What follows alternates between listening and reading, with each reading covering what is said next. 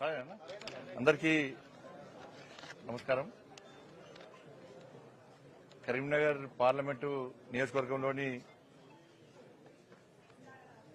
ముఖ్యంగా Karimnagar railway station, Kothapalli railway station, Karimnagar ROB, దాంతోపాటు కమలాపూర్లోని మండలంలోని ఉప్పల్ ఆర్ఓబి, వీటికి సంబంధించి ఈరోజు జిల్లా కలెక్టరేట్లో అందరి అధికారులతో సమీక్ష నిర్వహించడం జరిగింది. దానిలో పనులు జరుగుతున్న తీరు విషయంలో, కొన్ని పనులు చేస్తున్నటువంటి ఆలస్యం విషయంలో కూడా చాలా 2 గంటల పాటు డిస్కషన్ చేయడం జరిగింది. అన్ని శాఖల అధికారులు కలవడం వలన దాదాపు 99% అన్ని సమస్యలకు పరిష్కారం దొరికింది. కానీ ఈ చిన్న సమస్యల పరిష్కారం కోసమే ఈరోజు అధికారులందరూ కూర్చొని మాట్లాడడం జరిగింది. టైం ప్రకారము ఈ పనులను పూర్తి చేసే ప్రయత్నం చేయాలని చెప్పి అధికారులను కూడా సూచించడం జరిగింది. తప్పకుండా వాళ్ళు సహకరిస్తాం, టైం లోపల ఈ పనులు పూర్తి చేస్తామని కూడా చెప్పి కూడా హామీ ఇవ్వడం జరిగింది.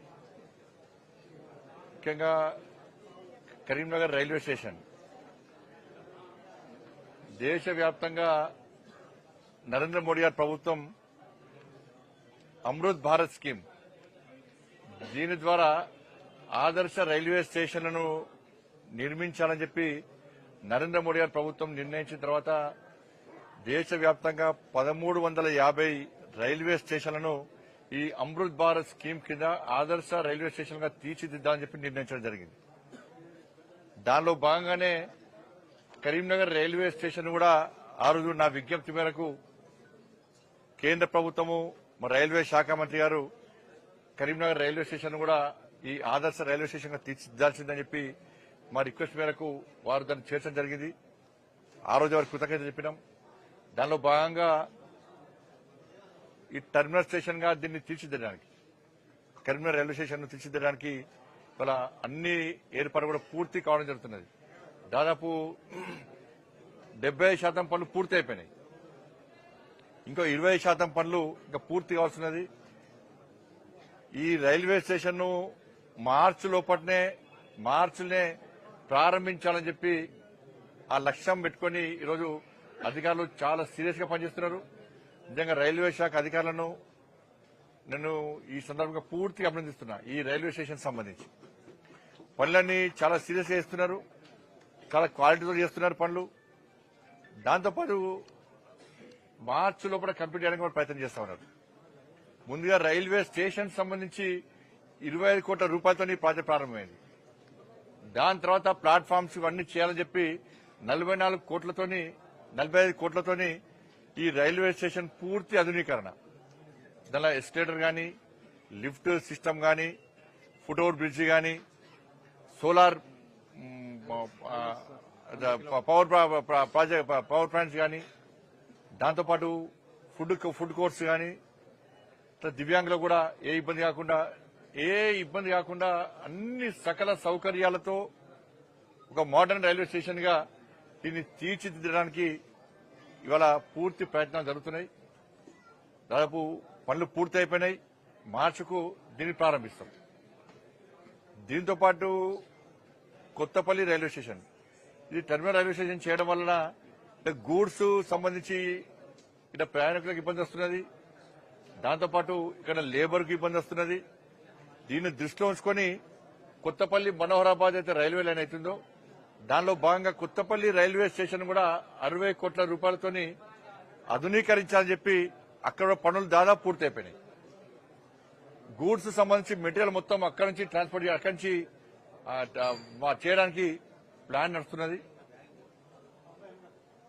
దాన్ని కూడా 60 కోట్లతోని అభివృద్ధి చేసే ప్రయత్నం చేస్తున్నాం. దాంతోపాటు ఆర్ఓబి, కరీంనగర్ ఆర్ఓబి మొదట రాష్ట్ర ప్రభుత్వానికి యొక్క వాటా 80 కోట్లు, కేంద్ర ప్రభుత్వం వాటా 20 కోట్ల రూపాయలతోని ఈ కరీంనగర్ తీగలపల్లి ఆర్ఓబి నిర్మాణాన్ని ప్రారంభించినాం. చాలా మంది ప్రజలు ఇబ్బంది పడుతున్నారు. ఆర్ఓబి లేకపోవడం వలన రైలు గేటు పట్టబడాల ఇబ్బంది వస్తుందని చెప్పి ఆ బాధను గుర్తించిన తర్వాత కేంద్ర ప్రభుత్వం స్పందించి ఆర్ఓబికి ఆమోదం తెలిపింది. 20 కోట్ల రూపాయలను వెంటనే విడుదల చేయడం జరిగింది.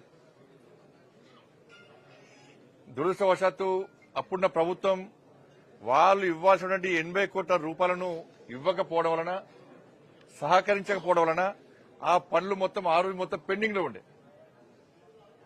ఇటువంటి పరిస్థితుల్లో ప్రజలు పడుతున్న ఇబ్బంది దృష్టిలో ఉంచుకొని ఆ మధ్యలోనే కేంద్ర ప్రభుత్వం సేతు బంధన్ స్కీమ్ ను కొత్తగా ప్రారంభించింది. కాబట్టి ఈ సేతు బంధన్ స్కీమ్ యొక్క ముఖ్య ఉద్దేశం ఏంటంటే పూర్తి 100% నిధులు కేంద్ర ప్రభుత్వమే విడుదల చేస్తుంది. కాబట్టి అప్పుడు మంత్రి గారిని, నితిన్ గడ్కరీ గారిని రిక్వెస్ట్ చేసిన తర్వాత రాష్ట్ర ప్రభుత్వం సహకరిస్తలేదు, రాష్ట్ర ప్రభుత్వం ఇవ్వాల్సినటువంటి వాటా ఇస్తలేదు. కాబట్టి ప్రజలు ఇబ్బందులు తెలిపిన తర్వాత వారు దానికి అంగీకరించి కరీంనగర్ తీవ్రపల్లి అని చెప్పి ఆర్ఓబిని కూడా సేతు బంధన్ స్కీమ్ లో యాడ్ చేయడం వలన 154 కోట్ల రూపాయలు కేంద్రమే 100% నిధులు విడుదల చేసింది. అందుకే పనులు నడుస్తా ఉన్నాయి. ఇక్కడ ఇబ్బంది ఏంటంటే, ఇక్కడ ఇబ్బంది కానీ కొత్తపల్లి మనోహరాబాద్ లైన్ లేని కావడానికి ఇబ్బంది ఏంటంటే ల్యాండ్ ఎక్వేషన్, భూ సేకరణ విషయంలో చాలా ఇబ్బందులు రావడం వలన, దానికి రాష్ట్ర ప్రభుత్వం సహకరించకపోవడం వలన, ఏ ప్రభుత్వం ఉన్నా సహకరించకపోవడం వలన వాళ్ళ ఇబ్బందులు వస్తా ఉన్నాయి. కానీ ఎందుకు లేట్ అవుతుంది, ఇంకా పనులు అవుతలేవు అని చెప్తుంటే రాష్ట్ర ప్రభుత్వాలు సహకరించాలి. కేంద్ర ప్రభుత్వం చేసే అభివృద్ది పనులకు రాష్ట్ర ప్రభుత్వాలు సహకరిస్తే పనులు చక్కచక్క సాగుతాయి, ప్రజలకు ఇబ్బందులు గురిగారు. కానీ భూసేకరణ విషయంలో ఏ ప్రాజెక్ట్ వచ్చినా కూడా రాష్ట్ర ప్రభుత్వాలు భూసేకరణ విషయంలో సహకరిస్తున్నారు. భూసేకరణ చేసేది రాష్ట్ర ప్రభుత్వాలే భూసేకరణ చేయాల్సింది. కాబట్టి ఇక్కడ ఆర్ఓబి కూడా భూసేకరణకు సంబంధించి ఇబ్బందులు రావడం వలన ఇలా ఆర్ఓబి పనులు కొంచెం లేటుగా నడుస్తున్న విషయం వాస్తవం. ఇంకా 6 months లోపల ఈ 154 కోట్ల రూపాయలతో ప్రారంభించినటువంటి ఆర్ఓబిని వన్ సైడ్ ల్యాండ్ క్లియర్ చేసే ప్రయత్నం చేస్తున్నాం. వాళ్ళ అధికారులు కూడా సూచించడం జరిగింది, కాంట్రాక్టర్ గారిని కూడా కోరడం జరిగింది.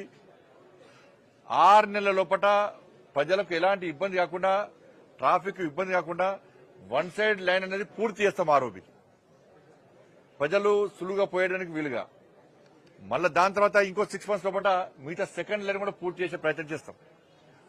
కాబట్టి అక్కడ ఆ తార్ రోడ్ సంబంధించి ఇప్పుడు ప్రజలు ఇబ్బంది పడుతున్నారు. కాబట్టి అప్పుడు రాష్ట్ర ప్రభుత్వంతో మాట్లాడి 36 లక్షల రూపాయలను మనం శాంక్షన్ చేయించడం జరిగింది.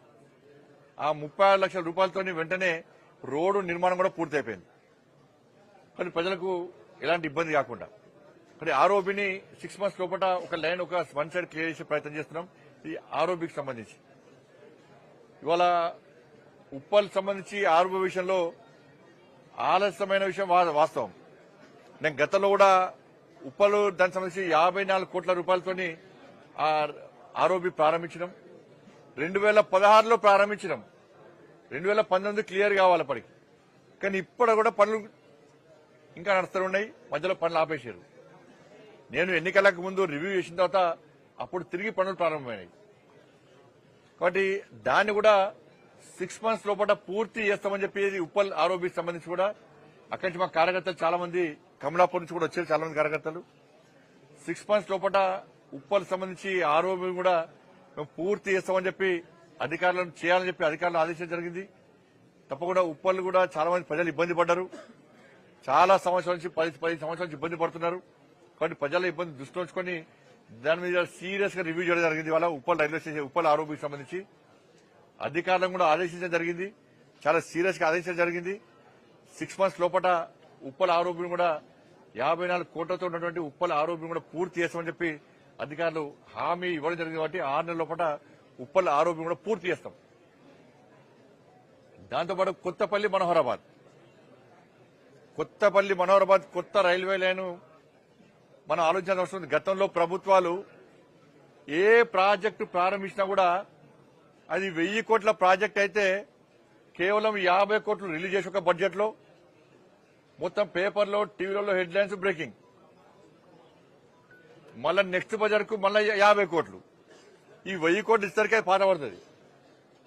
కాబట్టి నరేంద్ర మోడీ గారి ప్రభుత్వము ఏదైతే ప్రాజెక్టు ప్రారంభించిందో దానికి పూర్తి స్థాయి బడ్జెట్ ఇచ్చేవారు కూడా కొత్త ప్రాజెక్టు ప్రారంభించలేరు. పూర్తి స్థాయి బడ్జెట్ కేటాయిస్తున్నారు, ఎక్కడ కూడా ఇబ్బంది కాకుండా. వాళ్ళ కొత్తపల్లి మనోహరాబాద్ 151 కిలోమీటర్లు అది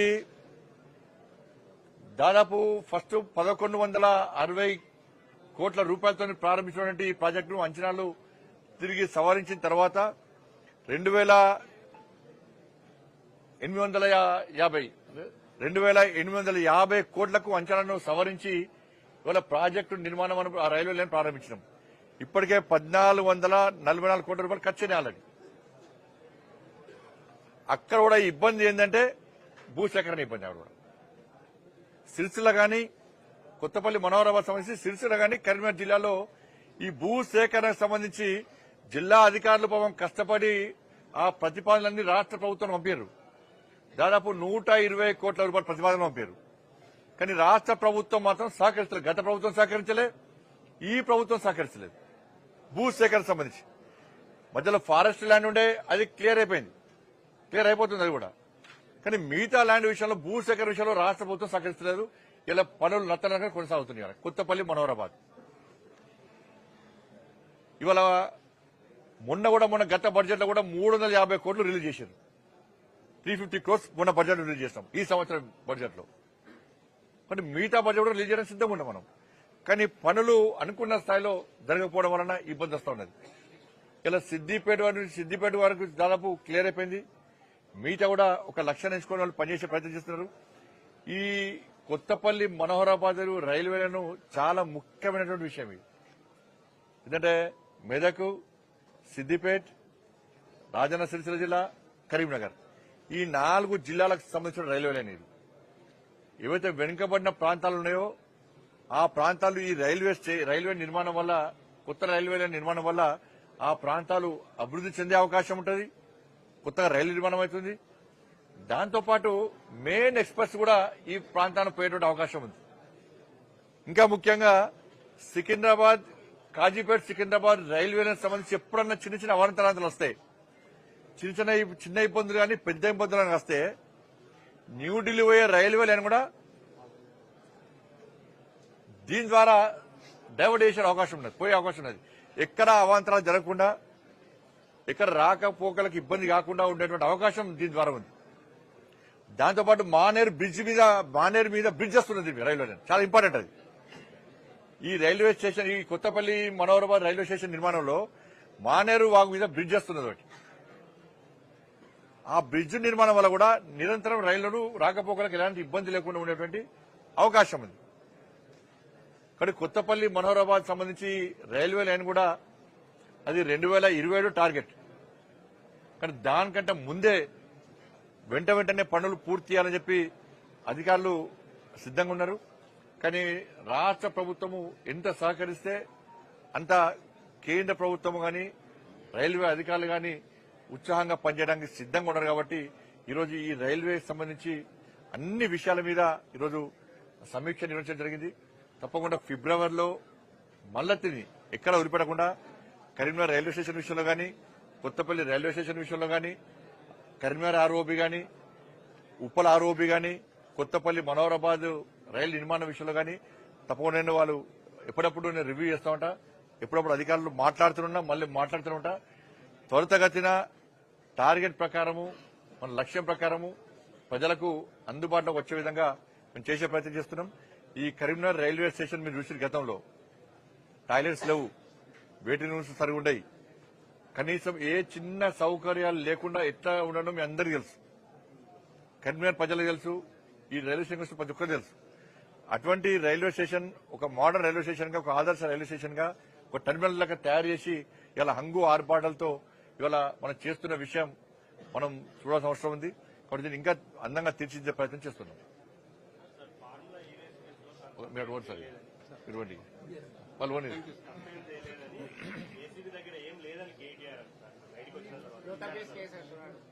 ఇప్పుడు రాష్ట్ర ముఖ్యమంత్రికి ఏదో అంతకుముందు కసి ఉండే రాష్ట్ర ముఖ్యమంత్రి గారికి ఉందనుకునే అయితే ఇద్దరు ఒక్కటైనా డౌట్ వస్తుంది. రాష్ట్ర ముఖ్యమంత్రి కేటీఆర్ ఒక్కటైనా డౌట్ వస్తున్నది. ఎందుకంటే ఒక ముఖ్యమంత్రి పట్టుకొని లొట్టబీసి ముఖ్యమంత్రి అంటాడు, ఒక ముఖ్యమంత్రి సన్నాసి అంటారు, ఒక ముఖ్యమంత్రి చాతాను ముఖ్యమంత్రి అంటే కూడా ముఖ్యమంత్రి పడుతున్నట్టు వీళ్ళిద్దరి మధ్య అండర్స్టాండింగ్ ఏంది? రాష్ట్ర ముఖ్యమంత్రికును కేసీఆర్ కుటుంబానికి మధ్య జరిగిన అంతర్గత ఒప్పందం ఏంది? ఏదో ఉన్నాం ఇద్దరి మధ్యలో.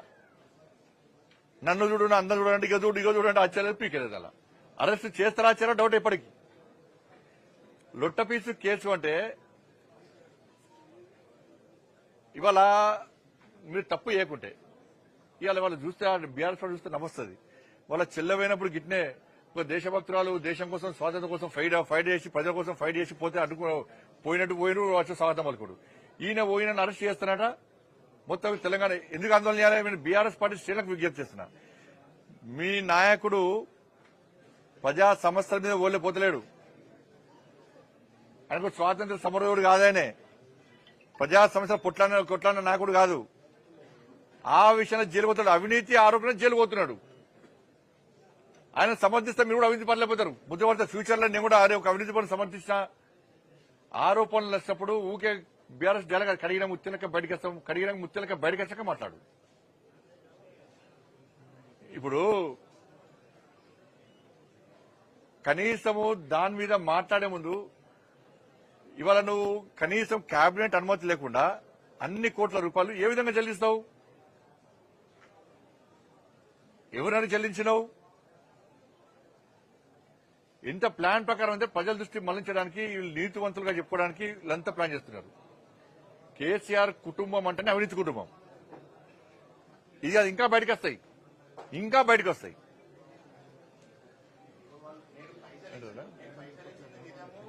700 కోట్ల లాభాలు వచ్చినాయి. ఎట్లా వచ్చినాయి లాభాలు చెప్పాలి? పరిస్థితి లాభాలు చూపట్టు. 700 కోట్ల రూపాయల లాభాలు చూపట్టు, మన లెక్క చూపట్టు. 700 కోట్ల రూపాయలు ఎక్కడ లాభాలు వచ్చినాయో నువ్వు చూపెట్టాలా? ప్రజలు వివరించు. ఏ అకౌంట్లో పైసలు అవి ఎవరికి ఇచ్చినావు? 700 కోట్ల రూపాయలు దొబ్బిపోదాన్ని ప్లాన్ చేసిండు. 700 కోట్ల రూపాయలు దొబ్బిపోదాన్ని ప్లాన్ చేసిండు. ఇలా మళ్ళా ఏం చెప్తున్నాడు? 700 అది కుదరలే కాబట్టి ఇప్పుడు 700 కోట్ల లాభం వచ్చింది. మళ్ళా దానికి వక్ర భాష చెప్తున్నాడు. ఇవాళ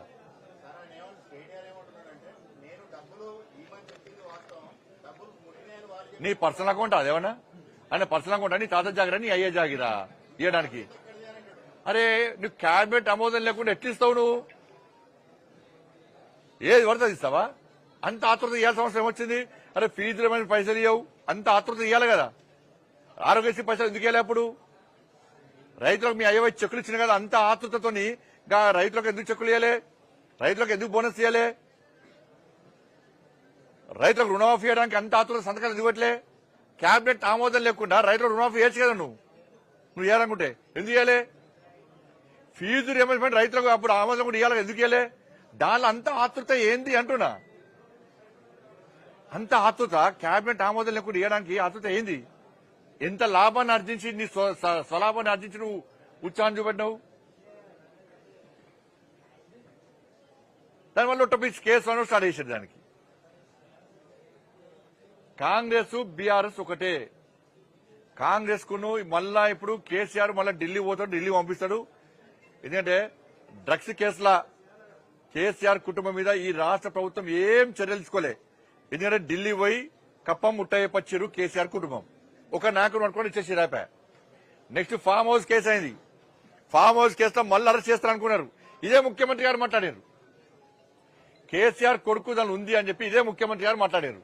మళ్ళీ ఏం చేసారు? పోయి 2 రోజులు టీవీలలో మొత్తం బ్రేకింగ్లు షేకింగ్లు మొత్తం 2 రోజులు టీవీలు మొత్తం అంటే ఏమైంది? లొట్ట పీస్ అయింది. అది లొట్ట పీసు. కాంగ్రెస్ ప్రభుత్వం చేసేది లొట్ట పీసు బీఆర్ఎస్ పార్టీ మీద. అప్పుడేమైంది? మళ్ళా కేసీఆర్ వేసిండు, కేంద్ర నాయకత్వం పట్టిండు, మళ్ళా హేమప్ప చెప్పిండు, ఎవరిని కలిసిండు, మళ్ళా కొత్త లీడర్ పట్టిండు, మళ్ళా చెప్పిండు. అది పోయింది. ధరణి కేసు ఏమైంది? మళ్ళా ఇంకో లీడర్ పట్టిండు, మళ్ళా కప్పం అయిపోయిండు, ధరణి కేసు లోపలికి పోయింది. కాళేశ్వరం ఏమైంది? మళ్ళా పట్టిండు, మళ్ళా ఢిల్లీ పోయింది. కేసీఆర్ అనే వ్యక్తికి కాంగ్రెస్ పార్టీ యొక్క ఆయన దళకలేసుడే కదా. ఇవి ఉన్న సుద్దులు పంపితే వేయండి. ఫస్ట్ ఈ పిట్ట బాంబుకి ఒక ఫస్ట్ ఇదే వెళ్తలేదు, అదే వెళ్తుంది. ఈ బాంబులు వెళ్తాం. బాంబులు దీపావళి అయిపోయింది, దసరా అయిపోయింది, దీపావళి అయిపోయింది. ఇలా వైకుంఠ ఏకాదశి ఇది కూడా అయిపోతుంది. ఇక సంక్రాంతి వస్తున్నది, సంక్రాంతి అయిపోతుంది. ఇక ఇప్పుడు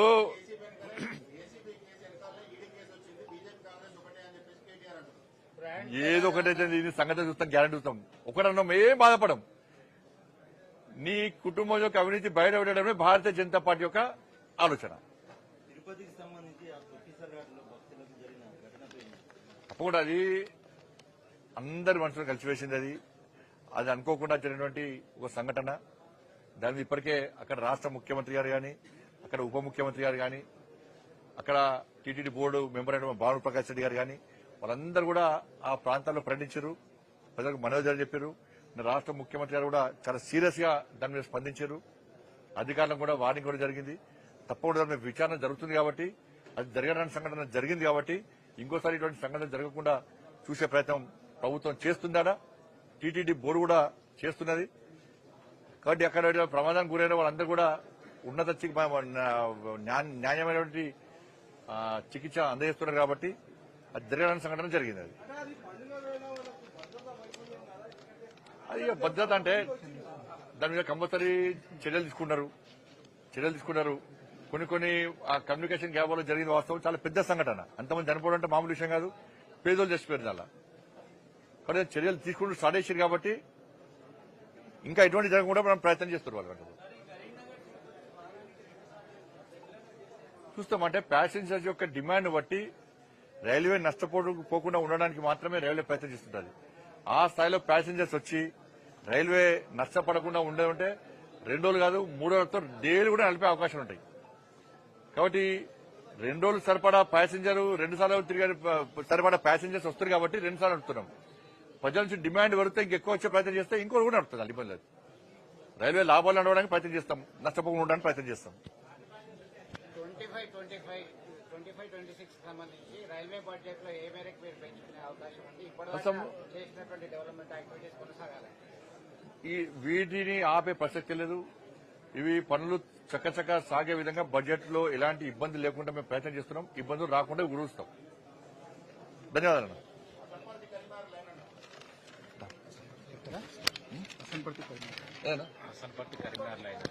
అసన్పర్తి కరీంనగర్ రైలు నిర్మాణం సంబంధించి నిన్న మంత్రి గారు కూడా కలవడం జరిగింది. కాబట్టి ఈ కొన్ని పాత ప్రాజెక్టులు ఉన్నాయి కాబట్టి వాటిని పూర్తి చేయడానికి ప్రయత్నం చేస్తున్నాం. అతి త్వరలో దాన్ని కూడా ప్రకటన చేస్తామని కూడా రైల్వే మినిస్టర్ హామీ ఇచ్చారు. అది హామీ కూడా జరిగింది. ధన్యవాదాలు. థ్యాంక్స్.